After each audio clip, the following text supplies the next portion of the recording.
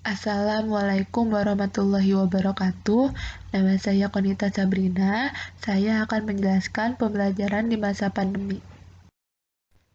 Pandemi merupakan suatu penyakit yang mewabah secara global. Penyakit yang sedang mewabah seluruh dunia ini yaitu COVID-19. Coronavirus jenis baru yang ditemukan pada manusia sejak kejadian luar biasa muncul di Wuhan, Cina pada bulan Desember 2019.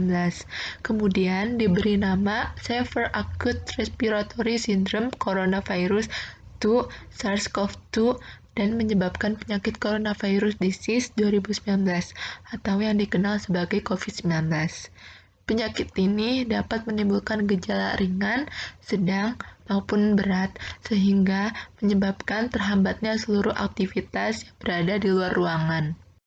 Selama masa pandemi COVID-19, pemerintah menerapkan berbagai kebijakan untuk mempermudah dalam proses pembelajaran, seperti memberlakukan proses pembelajaran secara daring atau jarak jauh, membuat kurikulum darurat, serta memberikan kuota gratis untuk murid, mahasiswa, guru, dan dosen.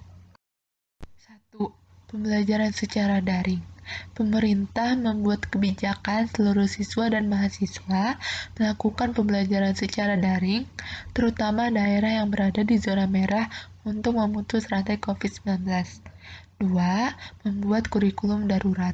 Kemendikbud membuat kurikulum darurat dengan mengurangi kompetensi dasar selama pembelajaran jarak jauh.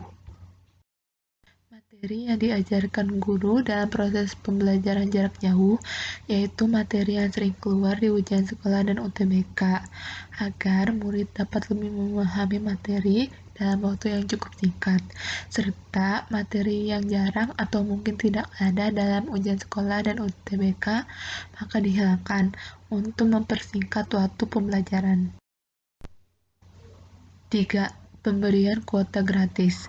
Kemendikbud memberikan bantuan kuota bagi pelajar, guru, dosen, dan mahasiswa selama pembelajaran jarak jauh atau PJJ. Semakin tinggi tingkat pendidikan, semakin banyak pula kuota yang diberikan untuk menunjang proses pembelajaran. Guru dan dosen dapat membuat strategi pembelajaran dengan berbagai macam media, seperti membuat video conference melalui Zoom, Google Meet, dan lain-lain, membuat video pembelajaran yang inovatif dan kreatif melalui YouTube atau sosial media lainnya. Strategi pembelajaran berdasarkan proses pembelajarannya dibagi menjadi 3. 1. Daring atau online.